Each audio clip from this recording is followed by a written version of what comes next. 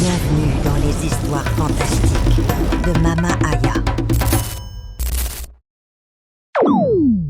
Adina avait 23 ans quand elle est tombée enceinte de Léo. Son ventre s'arrondissait déjà quand elle a rencontré Thierry lors d'un mariage commun. Elle portait une robe ample ce jour-là, essayant de masquer sa grossesse de 4 mois. Mais Thierry avait remarqué, au lieu de détourner le regard comme tant d'autres, il s'était approché avec un sourire sincère. Leur conversation avait duré des heures. Adina s'était attendue au jugement habituel, aux questions indiscrètes, aux regards de mépris. Rien de tout cela n'était venu. Thierry avait simplement écouté son histoire sans l'interrompre. Le père de l'enfant avait disparu dès l'annonce de la grossesse. Adina se retrouvait seule face à cette responsabilité immense. « Tu mérites d'être heureuse », avait dit Thierry ce soir-là. Ces mots résonnaient encore dans la mémoire d'Adina. Thierry avait tenu parole. Dans les mois qui suivirent, il était devenu présent. Pas envahissant. Juste là. Il l'accompagnait aux consultations prénatales, l'aidait à préparer la chambre du bébé, lui apportait ses envies de femme enceinte à des heures impossibles. Quand Léo est né, Thierry était dans la salle d'attente. Il avait été le premier homme à tenir le bébé après les médecins. Ce jour-là, quelque chose s'était scellé entre eux. Thierry aimait Adina, et il aimait déjà Léo comme son propre fils. Mais Adina avait une famille. Une mère, Gisèle, et 2 sœurs, Sabine et Roselyne. Dès que sa relation avec Thierry était devenue officielle, les tensions avaient recommencé. Gisèle ne cachait pas sa désapprobation. « Tu déshonores cette famille avec ton enfant illégitime. Et maintenant tu veux nous imposer cet homme ?» Adina avait essayé de rester calme. « Maman, Thierry est quelqu'un de bien. Il m'aime. Il aime Léo. Il te prend en pitié, tu veux dire ? Quel homme accepterait volontairement d'élever le bâtard d'un autre ?» Les mots de Gisèle avaient transpercé le cœur d'Adina comme des couteaux. Sabine et Roselyne, assises dans le salon, hochaient la tête en signe d'approbation. Elles n'avaient jamais soutenu leur sœur. Au contraire, elles semblaient prendre plaisir à son malheur. « Tu nous fais honte !» avait ajouté Sabine. « Toute la famille parle de toi. La fille qui s'est fait mettre enceinte et abandonnée. Et maintenant elle s'accroche au premier homme qui lui accorde un peu d'attention. » avait ricané Roselyne. Adina avait quitté la maison familiale ce jour-là, Léo dans les bras. Elle savait que sa famille ne changerait jamais. Leur jalousie était trop profonde. Elle ne supportait pas de la voir heureuse. Le mariage avait eu lieu 6 mois plus tard. Léo avait 1 an et courait partout dans ses petites chaussures. La cérémonie était simple mais belle. Adina portait une robe blanche brodée de fils dorés. Thierry ne pouvait détacher son regard d'elle. Gisèle était venue, mais son visage affichait une expression de dégoût permanent. Sabine et Roselyne l'accompagnaient, vêtues de noir. Pas le noir élégant des grandes occasions, mais un noir de deuil. Un message clair pour tous les invités. « Elle a piégé ce pauvre homme avec son bâtard !» avait murmuré Sabine assez fort pour qu'Adina l'entende. « Il va le regretter !» avait ajouté Roselyne. « Donne-lui quelques années, et il verra qui elle est allée vraiment. » Thierry s'était approché d'elle, le visage dur. « Si vous ne pouvez pas vous réjouir pour votre sœur, vous pouvez partir. Personne ne vous retient. » Gisèle s'était levée, offusquée. « Comment osez-vous nous parler ainsi ? Nous sommes sa famille. Une famille qui ne fait que la détruire. Adina mérite mieux que vous. » Elles étaient restées. Mais leur présence pesait comme une ombre sur la fête. Adina avait souri toute la journée, mais son cœur était lourd. Elle savait que sa mère et ses sœurs ne l'accepteraient jamais vraiment. Pourtant, elle avait Thierry, et avec lui, elle pouvait affronter n'importe quelle tempête. Le secret de Léo était soigneusement gardé. Seuls Adina, Thierry et quelques proches s'avèrent la vérité. Pour le reste du monde, y compris la famille de Thierry, Léo était son fils biologique. Thierry avait insisté sur ce point. « Léo est mon fils. Point final. Personne n'a besoin de connaître les détails. » Cette décision protégeait Léo, mais aussi Adina. Elle évitait les jugements constants, les questions malveillantes. Pourtant, ce secret créait aussi une vulnérabilité. Une arme potentielle entre de mauvaises mains. Et Gisèle, Sabine et Roselyne connaissaient ce secret. Elles l'avaient toujours su. Les premières années de mariage avaient apporté une stabilité bienvenue dans la vie d'Adina. Thierry travaillait comme ingénieur dans une entreprise de construction. Son salaire permettait à la famille de vivre confortablement dans une maison à 3 chambres, avec un petit jardin où Léo aimait jouer. Adina avait ouvert une petite boutique de tissus et d'accessoires dans le quartier. Elle recevait des clientes tous les jours, conseillait sur les couleurs et les motifs, créait parfois des pièces sur mesure. Cette activité lui donnait une indépendance financière dont elle était fière. Elle n'était pas qu'une épouse, elle était aussi une femme d'affaires. 2 ans après le mariage, Mila était née. Une petite fille aux grands yeux noirs et aux cheveux bouclés. Thierry était fou de joie. Il passait des heures à bercer sa fille, à lui chanter des comptines inventées. Léo, alors âgé de 3 ans, était devenu grand frère avec sérieux. Il surveillait le berceau, apportait les jouets, faisait rire le bébé avec ses grimaces. 3 ans plus tard, Noah était venu compléter la famille. Un garçon calme et observateur, différent de l'énergie débordante de Léo. Thierry adorait ses enfants. Il rentrait du travail et se précipitait pour les serrer dans ses bras, jouait avec eux jusqu'au dîner, leur lisait des histoires, avant de dormir. « On a une belle famille », disait-il souvent en regardant Adina. Elle acquiesçait, le cœur plein. Oui, leur famille était belle. Imparfaite mais solide. Les 3 enfants portaient les traits de Thierry. Mila avait son sourire, Noah avait ses yeux. Et même Léo, qui n'était pas biologiquement son fils, avait adopté certaines de ses expressions. Pour quiconque les voyait ensemble, il n'y avait aucun doute. C'était le père de ses 3 enfants. Mais Gisèle et ses filles n'avaient jamais cessé leurs attaques subtiles. Lors des rares visites familiales, elles trouvaient toujours un moyen de critiquer Adina. Trop stricte avec les enfants, pas assez présente. Sa boutique prenait trop de temps. Sa cuisine manquait de saveur. « Tu devrais passer plus de temps à la maison », disait Gisèle en sirotant son thé. Les enfants ont besoin de leur mère, pas d'une commerçante. Adina gère parfaitement sa boutique et sa famille, répondait Thierry fermement. Sabine levait les yeux au ciel. Tu la défends toujours. Tu ne vois pas qu'elle profite de toi? Elle t'a piégé avec le premier enfant, ajoutait Roselyne. Et maintenant elle t'en a fait 2 autres pour s'assurer que tu ne puisses jamais partir. Les discussions tournaient souvent allègres. Thierry finissait par prendre Adina et les enfants pour partir. Ces départs précipités devenaient une routine. Adina détestait ces moments. Elle voyait la tristesse dans les yeux de Thierry. Il comprenait sa douleur, mais ne pouvait pas comprendre complètement ce que c'était de subir la jalousie de sa propre mère. « Pourquoi elle me déteste autant ?» demandait parfois Adina dans l'intimité de leur chambre. « Ta mère est jalouse. Elle ne supporte pas que tu aies réussi ton mariage, malgré ce qu'elle considère comme une honte. Tes sœurs te jalousent, parce que tu as trouvé un homme qui t'aime vraiment. » Sabine était célibataire et amère. Roselyne était mariée, mais son mari la trompait ouvertement. Elle voyait le bonheur d'Adina comme une insulte personnelle. Adina comprenait, mais comprendre n'effaçait pas la douleur. Chaque remarque blessante laissait une trace. Chaque regard méprisant creusait un peu plus le fossé. Elle essayait de rester forte pour Thierry et les enfants, mais c'était épuisant. La situation avait empiré avec le temps. Gisèle appelait Adina plusieurs fois par semaine pour se plaindre. Elle n'avait jamais assez d'argent. Sabine avait besoin d'aide. Roselyne traversait une crise dans son couple. Toujours des problèmes. Jamais de félicitations. Jamais de soutien. « Tu pourrais m'aider financièrement ?»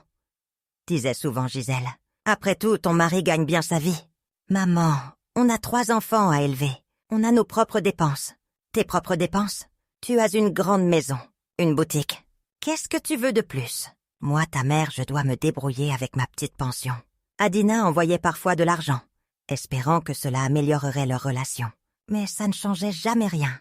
Gisèle prenait l'argent et continuait ses critiques. Sabine et Roselyne en voulaient toujours plus. Un dimanche après-midi, Roselyne avait fait une remarque particulièrement venimeuse. « Léo ne ressemble pas vraiment à Thierry, tu ne trouves pas ?» Par contre, Mila et Noah ont clairement ses traits. Le silence s'était installé dans le salon. Adina avait senti son sang se glacer. Thierry avait posé sa tasse de café avec un bruit sec. « Qu'est-ce que tu insinues exactement ?»« Rien, je fais juste une observation. Sors de ma maison, maintenant. »« Quoi? Mais je disais juste... » « Source !»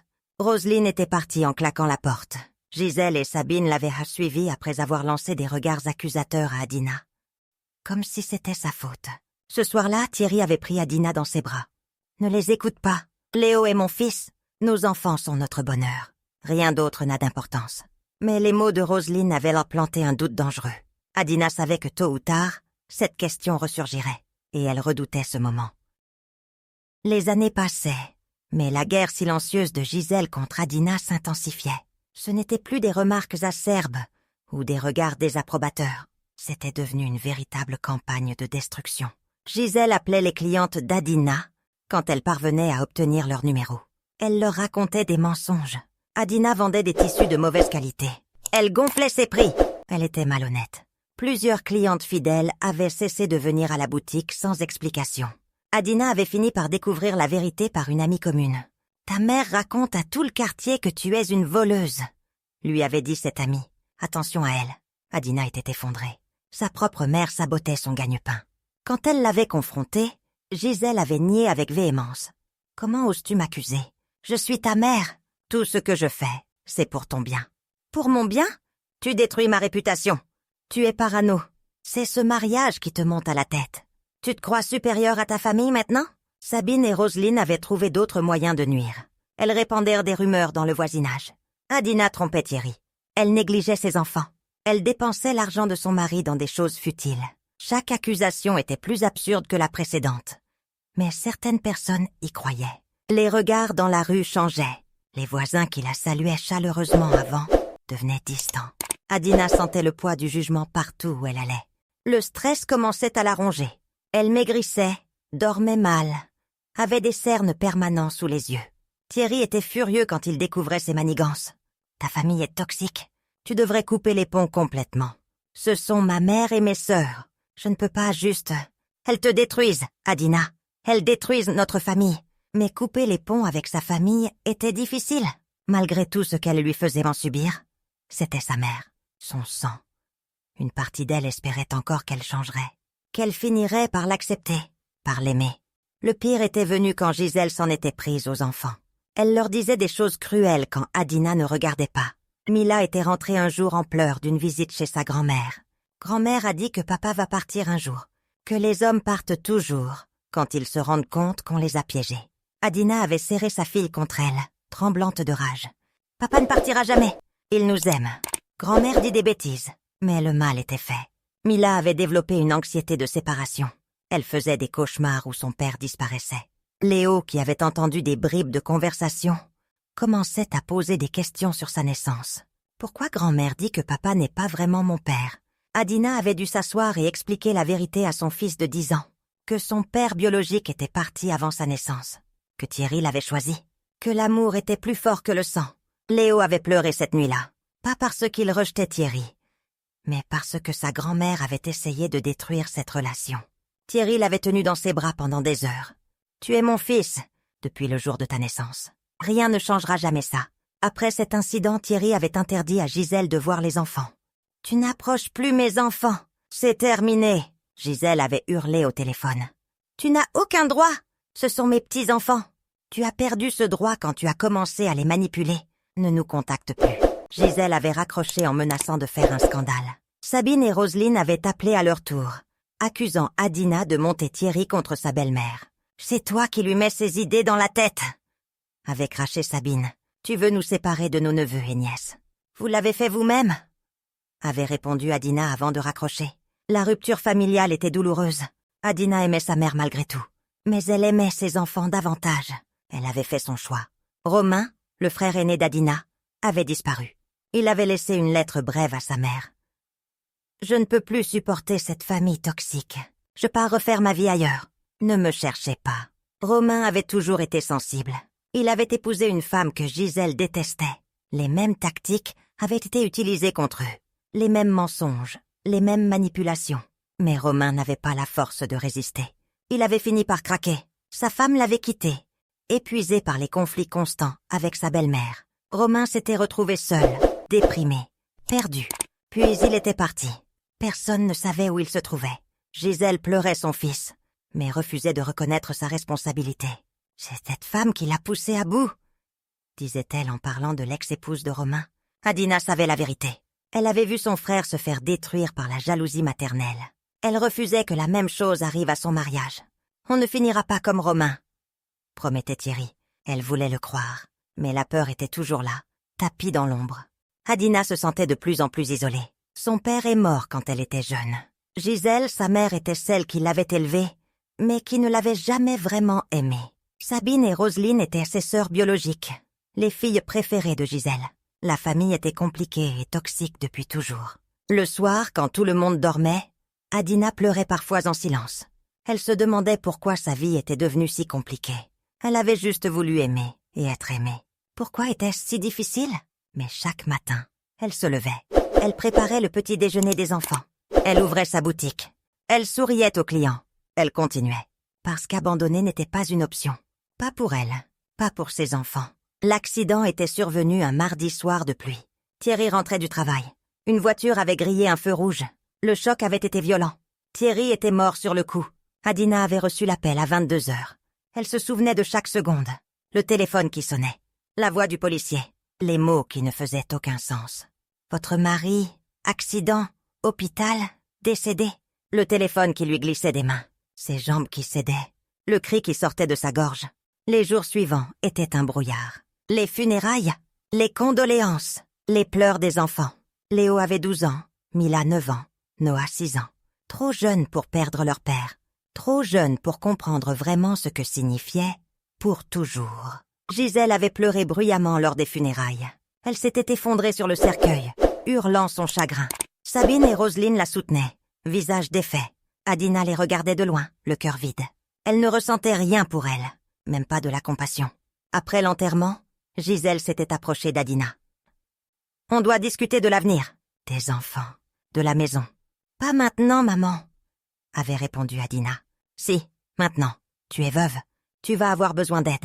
De ta famille, de ta mère, de tes sœurs. » Adina avait tourné les talons sans répondre. Elle n'avait pas la force de se battre. Pas encore. 6 mois passèrent. 6 mois d'un deuil douloureux. Adina fonctionnait en pilote automatique. Réveiller les enfants, préparer l'école, gérer la boutique, rentrer, faire les devoirs, préparer le dîner, coucher tout le monde, pleurer en silence, recommencer le lendemain. Léo essayait d'être fort. Il aidait avec ses petits frères et sœurs. Il rangeait sa chambre sans qu'on le lui demande. Il ne se plaignait jamais. Mais Adina voyait sa tristesse. Mila faisait des cauchemars chaque nuit. Noah était devenu silencieux, comme s'il s'était refermé sur lui-même. La boutique d'Adina tenait bon. Elle avait des économies. Thierry avait laissé une assurance vie modeste. La maison était payée entièrement. Il pouvait survivre financièrement. Ce n'était pas l'argent qui manquait. C'était Thierry, son rire, sa présence, sa force. Un samedi matin, Gisèle débarqua sans prévenir. Sabine et Roselyne l'accompagnaient. Elles entrèrent dans le salon comme si elles étaient chez elles. « On doit parler », annonça Gisèle. Adina posa sa tasse de thé. Les enfants jouaient dans le jardin. Elle ne voulait pas qu'ils entendent cette conversation. « Parler de quoi, maman ? » ?»« De la maison. Elle est trop grande pour toi seule avec les enfants. Tu devrais la vendre. » Adina fronça les sourcils. « Pourquoi vendrais-je ma maison ? » ?»« Pour l'argent. Tu pourrais vivre dans quelque chose de plus petit. Avec l'argent de la vente, tu pourrais nous aider. » « Vous aider ?» Gisèle se redressa. « Yanis veut voyager pour ses études. Il a besoin de financement. En tant que famille, on doit se soutenir. » Yanis était le fils de Roselyne. Un jeune homme de 19 ans, paresseux et gâté. Il avait échoué ses examens 2 fois. Maintenant, il voulait partir à l'étranger, prétendument pour étudier. Adina resta silencieuse un moment, incrédule. « Vous voulez que je vende ma maison pour financer le voyage de Yanis ? Ce n'est pas juste son voyage. C'est son avenir, précisa Roselyne. Mon neveu mérite cette chance, ajouta Sabine. Adina sentit la colère monter en elle. Une colère froide et contrôlée. Non. Comment ça, non? S'exclama Gisèle. Non, je ne vendrai pas ma maison. C'est le foyer de mes enfants. Léo, Mila et Noah ont besoin de stabilité. Ils viennent de perdre leur père. Je ne vais pas les arracher à leur maison en plus. Tu es égoïste, cracha Sabine. Égoïste? Vous me demandez de sacrifier la sécurité de mes enfants pour un neveu qui n'a jamais travaillé de sa vie. Et je suis égoïste? Thierry aurait voulu qu'on s'entraide, tenta Gisèle. Thierry aurait voulu que ses enfants soient protégés. C'est exactement ce que je fais. Chers amis, si cette histoire te touche et que tu veux connaître la suite, abonne-toi dès maintenant, tu ne veux pas rater ce qui va se passer ensuite. Adina se leva. J'ai une boutique qui fonctionne. Je gagne ma vie. Mes enfants ne manqueront de rien. Mais je ne financerai pas vos caprices. On verra si tu restes aussi arrogante quand tout le monde saura la vérité sur toi. Menaça Roselyne. Quelle vérité? Les 3 femmes échangèrent un regard chargé de malveillance. Léo n'est pas le fils de Thierry, lâcha Gisèle. Le silence tomba comme une pierre. Adina sentit son cœur s'arrêter. Vous le savez depuis le début. Et alors? On va le dire à toute la famille de Thierry. À tous tes clients. Ton fils est un bâtard. Et toi, tu as piégé cet homme. Sabine sourit cruellement. Sa famille ne te laissera rien. Ils vont te reprendre tout ce que Thierry t'a donné. Tu vas tout perdre. Adina tremblait. De rage, de peur. Elle savait que cette menace pouvait détruire sa vie. Détruire Léo. Sortez de ma maison. Pas avant que tu acceptes de... Sortez! Les 3 femmes se levèrent, outrées. Elles partirent en marmonnant des menaces. Adina ferma la porte derrière elle et s'effondra contre le mur. Les larmes coulaient sur ses joues. Thierry lui manquait terriblement. Il aurait su quoi faire. Il aurait protégé leur famille. Maintenant, elle était seule. Et la guerre venait d'escalader à un niveau dangereux. Gisèle et ses filles avaient mis leur plan à exécution rapidement. 3 jours après leur visite infructueuse, elles s'étaient rendues chez la famille de Thierry, chez ses parents, Hortense et Marcel, qui vivaient dans une grande maison à l'autre bout de la ville. Elles débarquèrent un dimanche après-midi. Hortense préparait le thé quand elles entrèrent dans sa cour. Elle accueillit les 3 femmes avec un sourire poli, mais méfiant. Elle les connaissait peu, car Thierry n'avait jamais encouragé les contacts entre sa famille et celle d'Adina. « Madame Hortense, on doit vous parler de quelque chose de grave. » commença Roselyne après les salutations d'usage. Hortense s'assit dans son fauteuil, les mains croisées sur ses genoux. Marcel, son mari, était à ses côtés. « Parlez !» Gisèle prit une grande inspiration, jouant la femme brisée. « C'est à propos d'Adina et des enfants de votre fils. »« Qu'est-ce qu'elle a fait ?» demanda Marcel d'un ton las. « Léo n'est pas le fils de Thierry. » Le silence s'installa. Hortense et Marcel échangèrent un regard. Aucune surprise dans leurs yeux. « Continuez !» dit simplement Hortense. « Adina était enceinte avant de rencontrer votre fils. Elle l'a piégé. Elle lui a fait croire qu'il était conçu après le mariage. Mais cet enfant n'est pas de lui. Léo est un bâtard. » Sabine enchaîna avec empressement. « Et on n'est même pas sûr pour les autres enfants, Mila et Noah. Qui dit qu'ils sont vraiment de Thierry? Adina est une menteuse. Elle a manipulé votre fils depuis le début, » ajouta Roselyne. « Et maintenant qu'il est mort, elle refuse de respecter sa mémoire. Elle garde tous ses mensonges. Elle a profité de lui jusqu'au bout. » Gisèle sortit un mouchoir pour essuyer des larmes inexistantes. Thierry fréquentait des endroits douteux avant sa mort. Des bars, des femmes, Adina le rendait malheureux. Il cherchait du réconfort ailleurs. Qui sait combien d'autres enfants il a eu dehors? Votre héritage familial pourrait être dispersé n'importe où. Hortense écoutait sans interrompre. Son visage restait impassible. Quand Gisèle termina son monologue, elle laissa le silence s'étirer. Puis elle se leva et alla chercher une grande enveloppe brune dans son bureau. Elle revint et la posa sur la table basse devant ses visiteuses. « Ouvrez !» Gisèle fronça les sourcils mais obéit. À l'intérieur des documents, des tests de paternité. 3 tests, 1 pour chacun des enfants. Léo, Mila, Noah, tous effectués du vivant de Thierry. Les résultats étaient clairs. Probabilité de paternité, 99,99% pour chacun. Thierry était bien le père biologique de tous les 3 enfants. Le visage de Gisèle devint livide. « Comment ? » ?»« Mais Léo, Thierry nous avait tout raconté, » dit Hortense d'une voix calme mais ferme. « Il nous avait expliqué qu'Adina était enceinte quand il l'a rencontrée. Il nous avait dit qu'il voulait élever cet enfant comme le sien. Mais il nous avait aussi dit quelque chose que vous ignorez. » Elle marqua une pause, son regard dur fixé sur Gisèle. « Le père biologique de Léo est mort dans un accident 3 semaines, après avoir abandonné Adina. » Elle ne l'a appris que plus tard.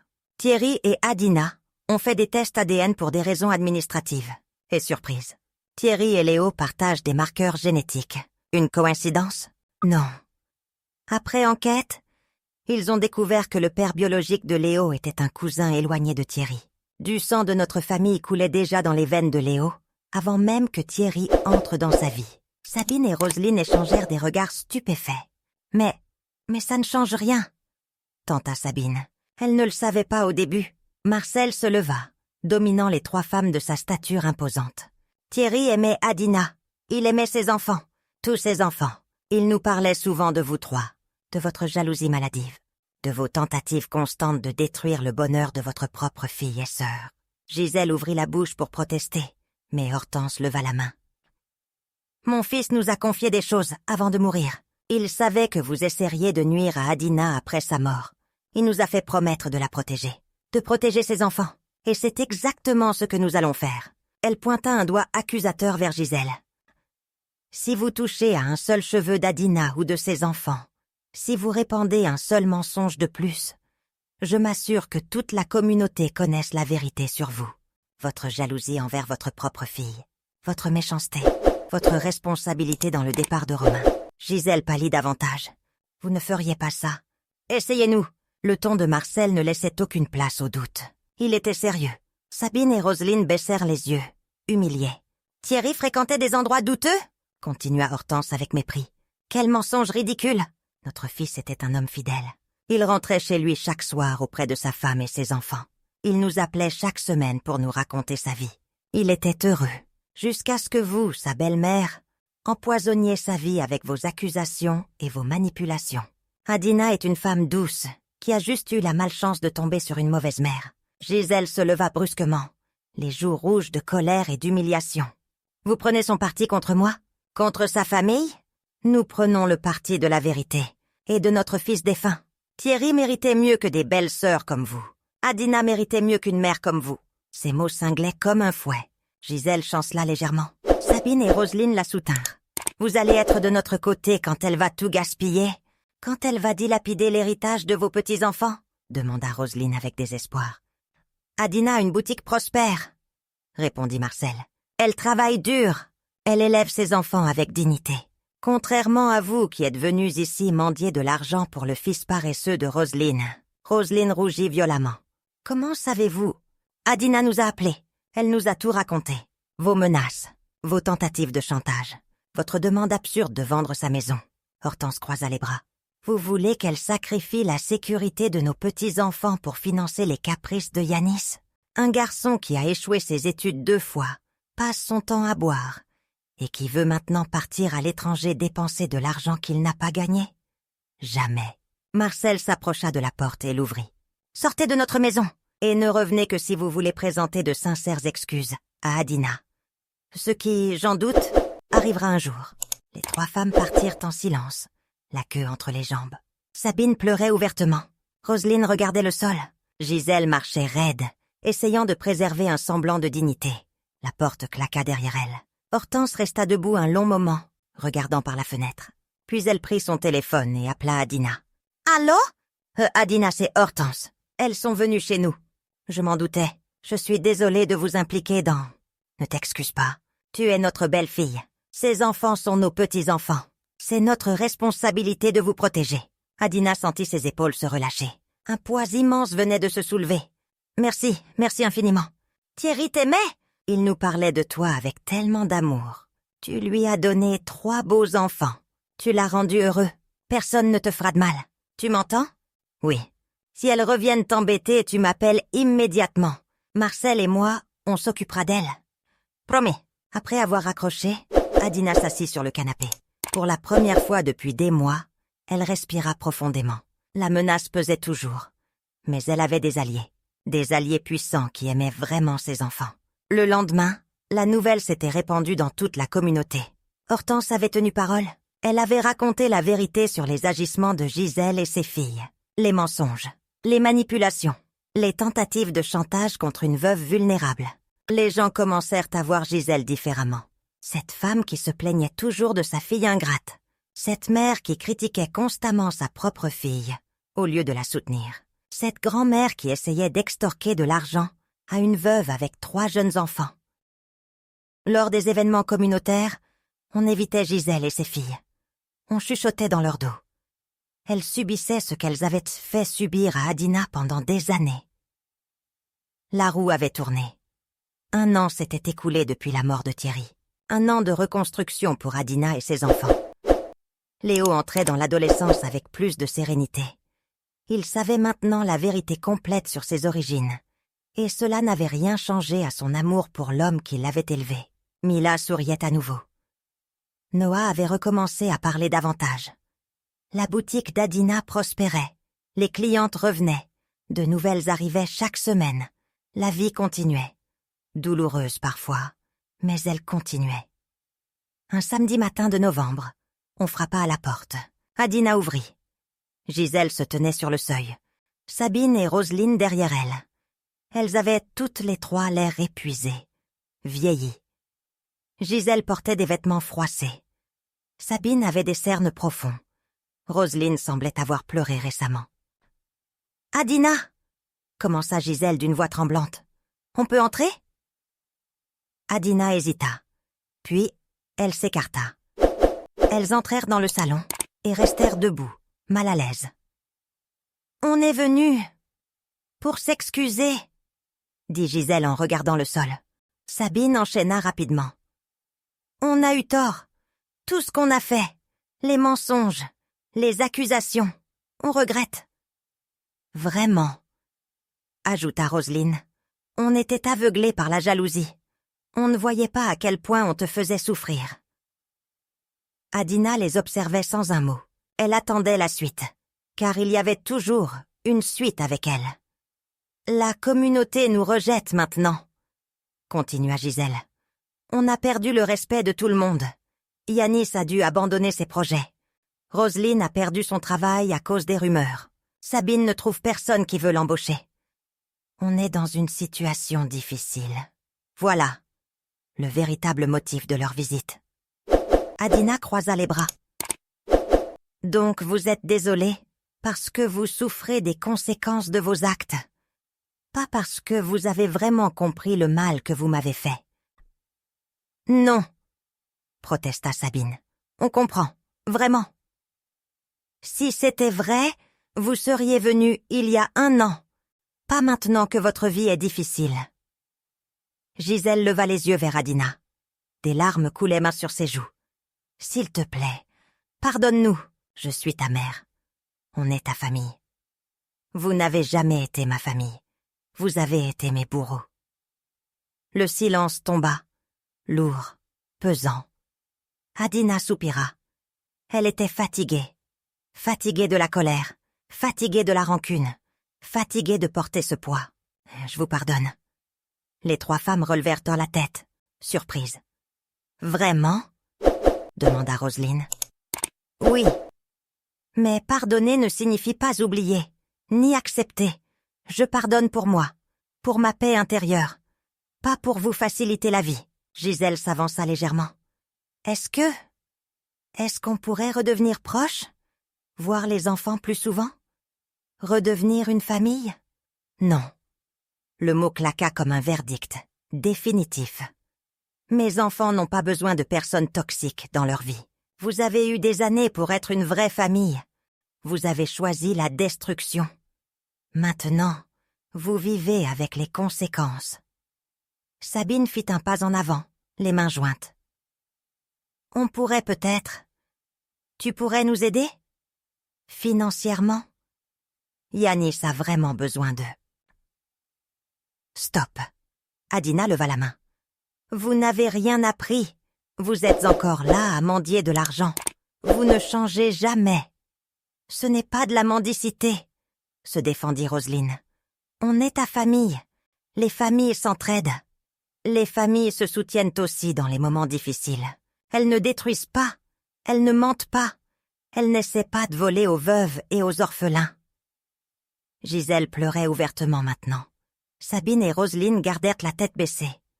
« On a juste besoin d'un peu d'aide pour repartir, » murmura Gisèle. « Je suis ta mère. J'ai tout sacrifié pour t'élever.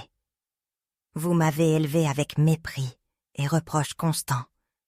Vous m'avez fait sentir que je n'étais jamais assez bien.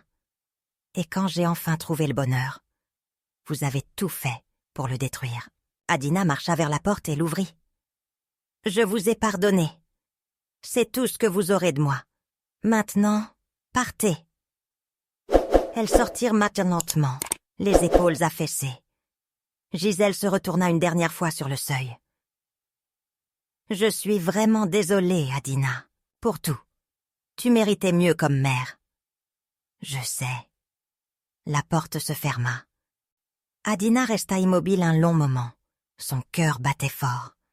Elle avait fait ce qu'il fallait. Elle en était certaine. Pardonner était libérateur. Mais donner de l'argent ou renouer des liens aurait été se trahir elle-même et trahir ses enfants. Léo descendit l'escalier. Il avait 13 ans maintenant, presque un homme. « C'était qui, maman ? » « Personne d'important. » Il la regarda avec ses yeux qui ressemblaient tant à ceux de Thierry. « Tu vas bien ?» Adina sourit. « Oui, je vais bien. » Et c'était vrai. Elle allait bien. Malgré tout, elle survivait, elle prospérait même. Sa boutique marchait, ses enfants grandissaient en bonne santé. Elle avait tourné la page sur les personnes toxiques. Les semaines suivantes furent paisibles. Gisèle et ses filles ne revinrent pas. Adina se concentrait sur son travail et sa famille. Elle sortait parfois avec des amis. Elle commençait même à envisager l'avenir avec moins de crainte. La vie après Thierry était différente. Mais elle continuait, et elle était belle à sa façon. 2 ans après cette demande de pardon, un appel téléphonique réveilla Adina en pleine nuit. 3 heures du matin. Elle décrocha, le cœur battant. « Allô? Adina? C'est Hortense. »« Qu'est-ce qui se passe? »« Ta mère est morte. » Le choc figea Adina.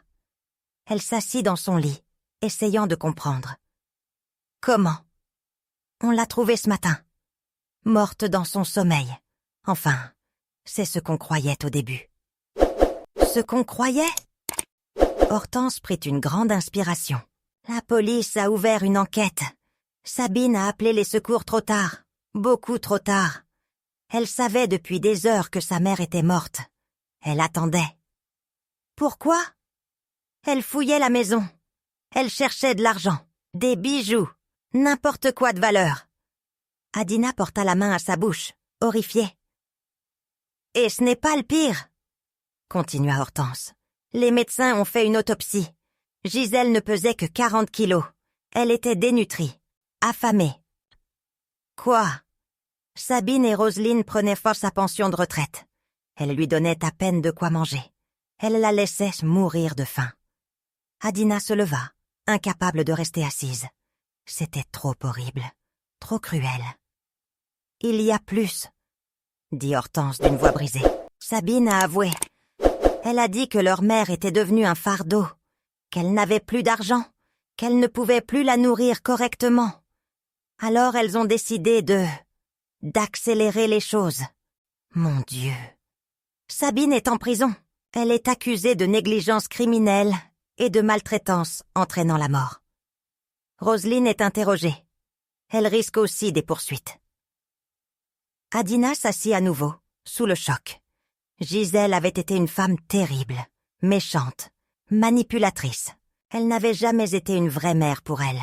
Mais personne ne méritait de mourir comme ça, affamée, abandonnée par ses propres failles biologiques. Yanis, il boit, depuis des mois. Il ne travaille pas. Il passe ses journées dans les bars. Roselyne ne peut rien faire pour lui. C'est terrible. C'est le résultat de la jalousie et de la cupidité. Elles ont détruit leur propre famille de l'intérieur. Après avoir raccroché, Adina resta éveillée jusqu'au matin. Elle pensait à Gisèle, à la femme qui l'avait élevée sans jamais vraiment l'aimer, à Thierry qui était mort trop tôt, à Romain qui avait disparu, à cette famille détruite par ses propres démons. Les funérailles de Gisèle eurent lieu une semaine plus tard. Peu de monde était présent. La communauté évitait l'événement, gênée par les circonstances. Adina décida d'y aller, pas pour Gisèle, mais parce que c'était la femme qui l'avait mise au monde, malgré tout. Roselyne était présente, le visage fermé. Yanis était là aussi, visiblement ivre. Il titubait près de la tombe. Sabine était en prison et ne pouvait pas assister à l'enterrement de la mère qu'elle avait laissée mourir. Adina resta en retrait. Elle ne parla à personne. Elle regarda le cercueil descendre dans la terre. Elle pensa à toute cette souffrance, à tout ce gâchis. En rentrant chez elle, elle serra ses enfants contre elle. Léo, maintenant 15 ans. Mila, 12 ans. Noah, 9 ans. Ils grandissaient bien. Ils étaient heureux, en bonne santé. « Maman, pourquoi tu pleures ?» demanda Noah. « Je ne pleure pas de tristesse, je pleure de soulagement. » « Soulagement de quoi ? » D'avoir fait les bons choix, de vous avoir protégé, d'avoir dit non quand il le fallait. Les mois suivants apportèrent des nouvelles du procès. Sabine fut condamnée à 8 ans de prison. Roselyne reçut une peine de 3 ans avec sursis pour complicité. Yanis sombrait de plus en plus dans l'alcoolisme. Il avait été arrêté plusieurs fois pour trouble de l'ordre public. La famille qui avait voulu détruire Adina s'était détruite elle-même. L'ironie était amère. Adina n'éprouvait aucune satisfaction à voir leur chute. Juste une profonde tristesse pour tout ce qui aurait pu être différent si l'amour et le soutien avaient si remplacé la jalousie et la cupidité. Adina se tenait dans sa boutique par un après-midi ensoleillé. 5 ans s'étaient écoulés depuis la mort de Thierry. 5 années de lutte, de reconstruction, de croissance. Sa boutique avait prospéré. Elle employait maintenant 2 personnes. Les commandes affluaient. Elle avait développé une ligne de vêtements sur mesure qui connaissait un grand succès. Léo avait 18 ans. Il venait d'être accepté dans une école d'ingénierie. Il suivait les traces de son père, celui qui l'avait élevé avec amour. Mila, 15 ans, excellait en art. Elle rêvait de devenir designer. Noah, 12 ans, était passionné de littérature et passait ses journées à lire. Les enfants ne manquaient de rien.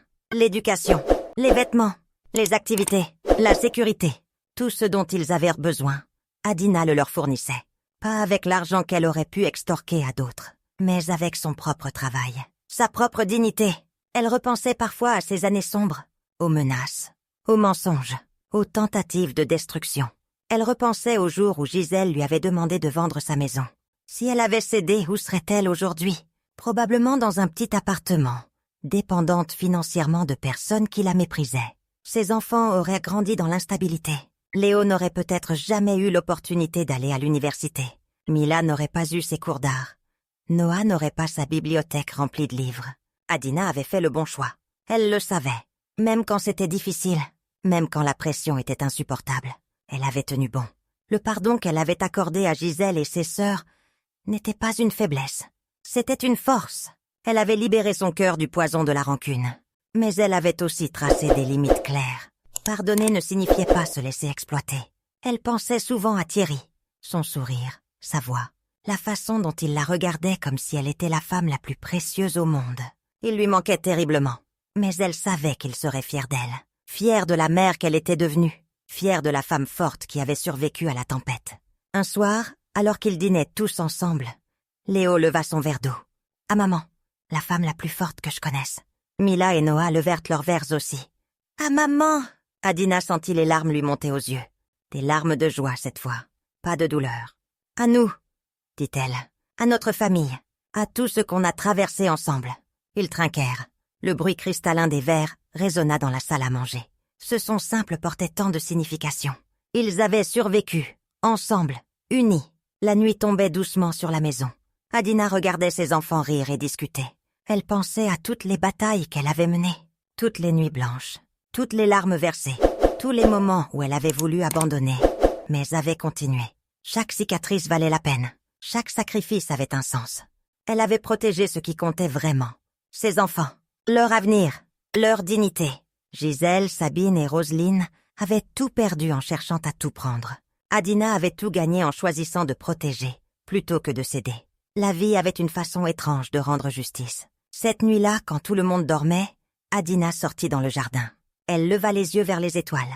Elle parla à Thierry comme elle le faisait souvent. « On a réussi. Les enfants vont bien. Je vais bien.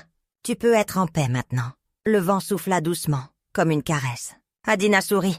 Elle savait que quelque part, d'une manière ou d'une autre, Thierry veillait sur eux. Elle rentra dans la maison, ferma la porte à clé et alla se coucher. Demain serait un nouveau jour. Avec ses défis, ses joies, ses surprises. Mais elle était prête. Elle était forte. Elle était une survivante. Et rien ni personne ne pourrait plus jamais la détruire. Chers amis, Mama Aya vous conseille de toujours protéger vos enfants et votre dignité. Avant tout, n'ayez jamais peur de dire non face aux demandes injustes, même si elles viennent de la famille. Le vrai amour familial se montre dans le soutien, pas dans la destruction. Sachez pardonner pour libérer votre cœur, mais tracez aussi des limites saines pour préserver votre paix. La résilience ne vient pas de l'absence de douleur, mais de la force de continuer malgré elle. Votre premier devoir est envers ceux qui dépendent vraiment de vous, surtout vos enfants.